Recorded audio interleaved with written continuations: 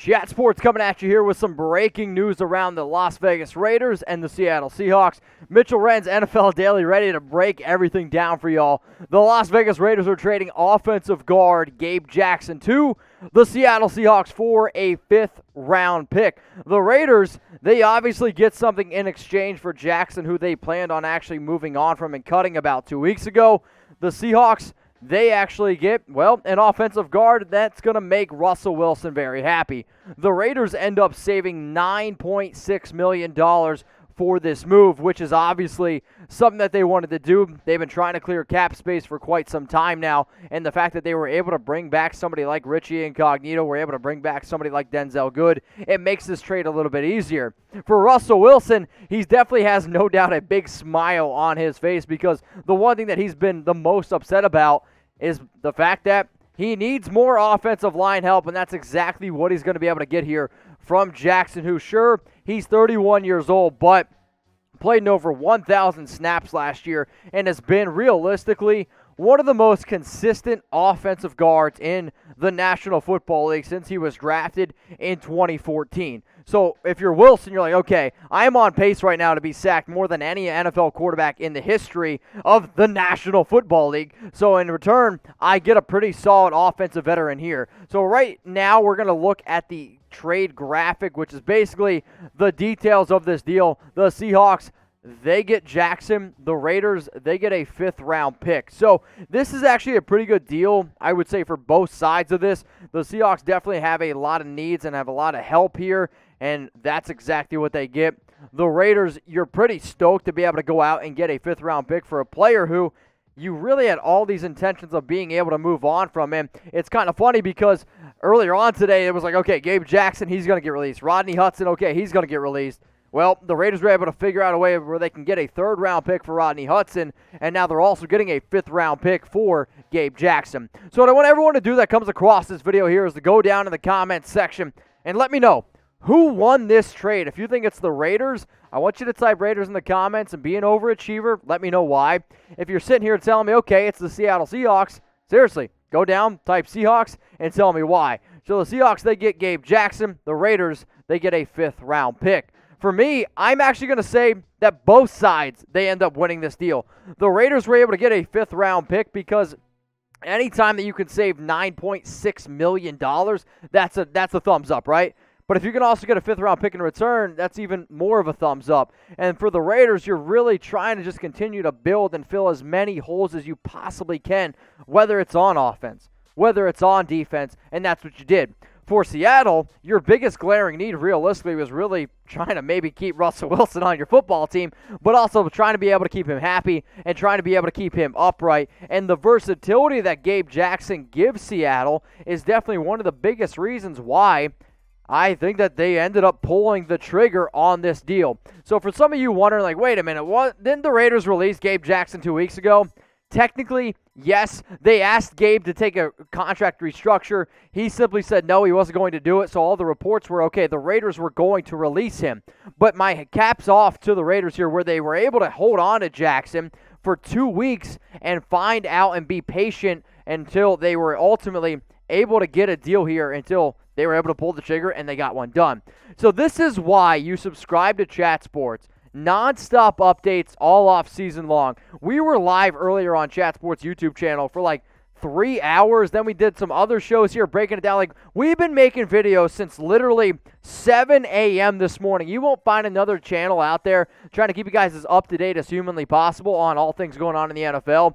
If you're a diehard Raiders fan, you'll watch my live show probably an hour ago where we were taking drinks, we were drinking beers, having a good old time. But it's just another reason why you should subscribe to the Raiders Report. I went home. I was like, okay, the Raiders made a move. Bingo, bango, got to come back in here and make a show for not just the Raiders Report, but this show is actually also going to be watched on our Seattle Seahawks Today YouTube channel as well. So if y'all want to go to each other's YouTube channels, you can find the link below, youtube.com/SeahawksTV. Battle it out with each other. Let me know who y'all think won the trade. Let me know who you think is going to have more wins. And, hey, anytime we can have a little bit of competition, I'm always for it. So let's look at what Gabe Jackson did in 2020. 0 sacks allowed, 2 hits, 24 hurries, and then the run grade from which was a 58.5 from Pro Football Focus. Now, the way that Gabe is going to be able to fit here in the Seahawks offensive line, and I want you to stick with me here because y'all are going to see Gabe lined up at left guard. Some of y'all might be like, wait a minute, Mitch, why would that happen? So for Jackson, he played all 1,062 snaps last season at right guard for the Raiders, but he did actually also play left guard his first 2 years in the National Football League. And if, let's just say, Seattle wants to keep Lewis, who is a rookie, or I should say was a rookie, at right guard, they can do that. And if I am a little bit more confident, I would actually be more confident in putting a veteran at a position that maybe he doesn't know fully 100%, but still I'd have confidence in him playing left guard, which is technically more of his Russell Wilson, if you will, blind side. Sure, they still have Ethan Posick, who is a center and a free agent, but the ability that you have with Jackson really being able to move all around that interior offensive line, if you're Wilson, if you're the Seattle Seahawks, you definitely got to feel a lot more confident. Let's now go to the Las Vegas Raiders side here, where you have Colt Miller at left tackle, Richie Incognito, who they re-signed just a few hours ago. He's going to be their starting left guard. You also have some depth there with Lester Cotton.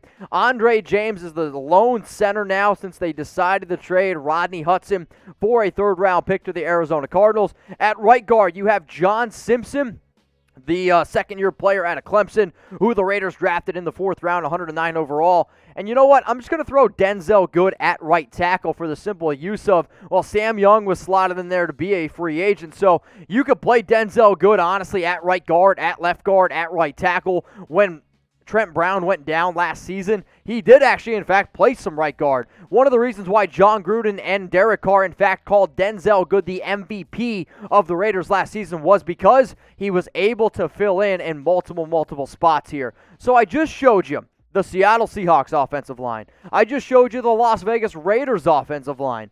So remember how earlier I was telling you all to argue in the comments? If you're a Raiders fan, go over to the Seahawks channel, youtube.com/SeahawksTV. If you're a Seahawks fan, go over to the Raiders channel, youtube.com/Raiders Report, and start battling it out. Who do y'all think has the better offensive line right now? If you're sitting here telling me, you know what, Mitch, it's the Raiders, I want you to type R. If you think it's the Seahawks, I want you to type S. I'll tell you what. As much as the moves the Raiders have made, I still might end up picking the Las Vegas Raiders, but it's a lot closer than I think what a lot of people might think.